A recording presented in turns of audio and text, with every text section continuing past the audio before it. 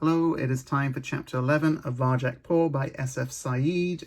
If you remember, Varjak found shelter from the storm in a shed and he met another cat. We don't know her name yet. And then he had a dream about Jalal, who taught him all about trees for some reason. Chapter 11. Hey! Varjak heard the gravelly voice as if from a great distance. Hey you! Poor Jack! Or whatever your name is. Wake up! He opened his eyes. Once again the dream was over. He was back in the soggy timber hut in the middle of the park. He was cold, wet, and hungry. Did you say something about breakfast? He groaned. He heaved himself up and scratched his ear. A trail of dirty water trickled out.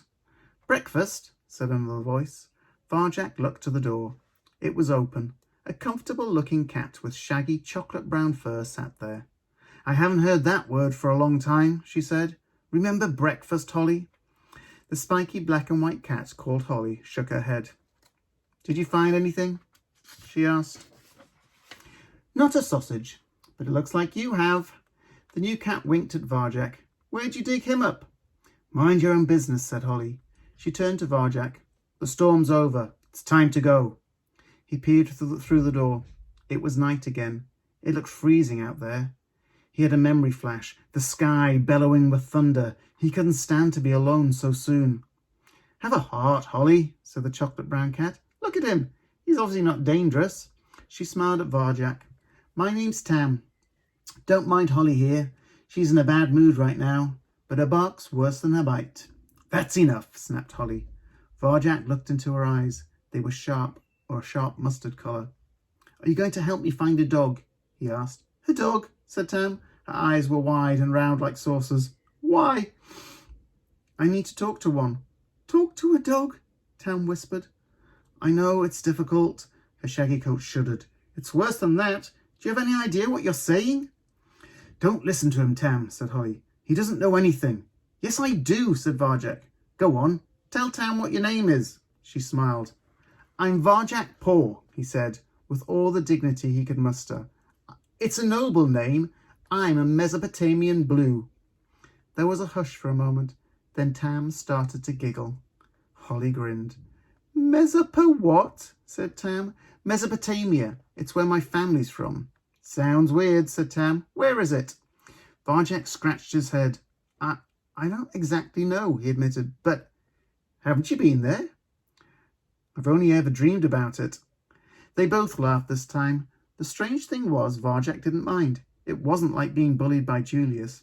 These cats were so different from his family. He enjoyed the way they talked, even when they teased him. He grinned with them, and just for a moment he felt the invisible barrier between them drop. Well then, Tam said, if you're not from there, you're from here. You're one of us. He's not from here, Holly told her. He's a pet. Says he lives on the hill, got lost in the storm. I'm here to save my family, said Varjak. You are, breathed Tam. From who? A gentleman. He's got these scary black cats. Even their eyes are black. And they walk all strange. Varjak paused. He knew he was sounding odd. Like this, he said, and tried to walk like the black cats, but found he couldn't really do it on his own. Tam and Holly cracked up laughing again. I like him, said Tam. He reminds me of Luca. The warm laughter died away all of a sudden, and the hut became very silent. Varjak looked over at Holly. There was a sad look in her mustard eyes. Luca's a friend of ours, said Tam. He used to be. He looked like me, but he sounded like you. He could always make us laugh. Anyway, he ended up joining a gang. It was when the food started to run out. The gangs were taking everything. We were so hungry.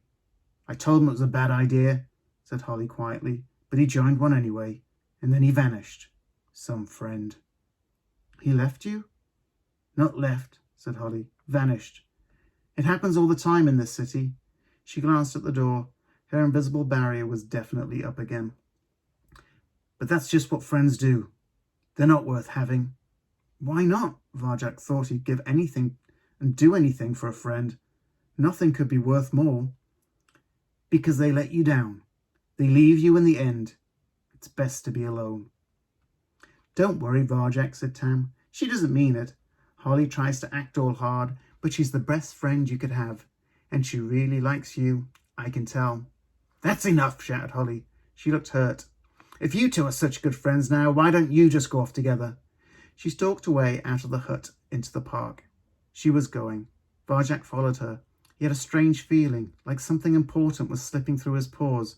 "Wait," he said. "Don't follow me," she growled as she padded off, tail held high, spiky and solitary, an unapproachable cat. "Oh no," said Tam, hurrying after her. "I shouldn't have mentioned Luca. I ruined it." "Holly, wait for me!" She scuttled away into the night, and Varjak Paw was all alone once again.